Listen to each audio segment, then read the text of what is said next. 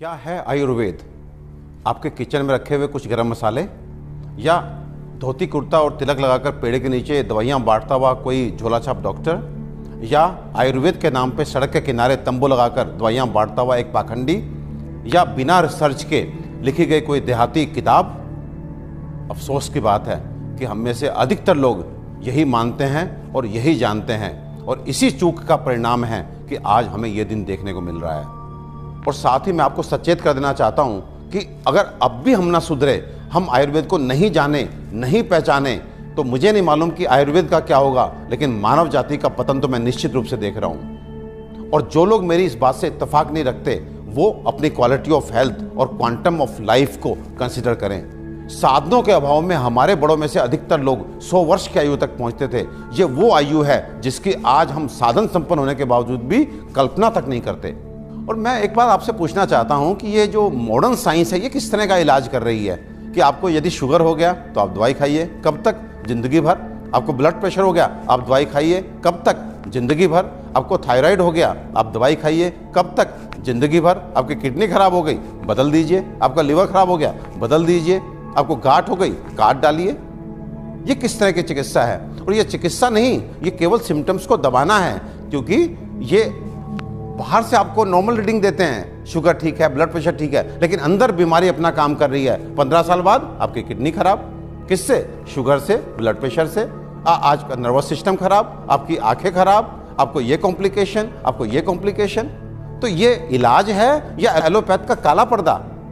अपने 20 साल के क्लिनिकल एक्सपीरियंस से आपको बता देना चाहता हूं, ये जो आयुर्वेद विज्ञान है, ये समुद्र से भी गहरा, हिमालय से भी ऊंचा ऐसा जीवन का विज्ञान है जो आपके शरीर में और मन में किसी भी अवांछित परिवर्तन के बारे में आपको न केवल जानकारी देता है, बल्कि उसे जड़ से मिटाने के लिए पुख्ता इलाज भी देता है।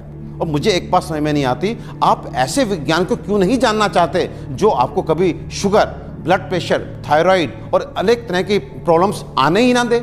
और यदि दुर्भाग्य से आ गई, आपके जेनेटिक कॉम्पोजिशन इस तरह का है कि आपको ये बीमारियां लग जाती हैं, तो इनसे कैसे आप बचे रहें और कैसे आप ठीक हो सकते हैं, इसके बारे में भी पुख्ता जानकारी दे। मित्रों, आयुर्वेद सबसे पहले स्वस्थस्य स्वास्थ्य रक्षणम के लिए आपको ऋतुओं के हिसाब से आपको क्या खाना चाहिए, क्या पीना चाहिए, किस तरह की जीवनचर्या आपकी होनी चाहिए, ये सब सिखाता है। और उसके बाद अनफॉर्चुनेटली यदि आप बीमार पड़ते हैं तो यहाँ पर लाखों दवाओं का वर्णन है, जिसमें आपकी काष्ठ औषधियाँ यानी कि जड़ी बूटियों से बनी औषधियाँ, आपके मिनरल्स यानी कि खनिजों से बनी औषधियाँ, रस औषधियाँ, इतनी सारी औषधियों का वर्णन है जो आपके उन बीमारियों के लिए भी आपको इलाज देती हैं, जिसमें आज का मॉडर्न साइंस जो है अपने हाथ खड़ा कर देता है। आज फैली किसी भी विषाणु जनित बीमारी के लिए वेंटिलेटर्स का इंतजाम मॉडर्न साइंस करता है। केवल किस लिए?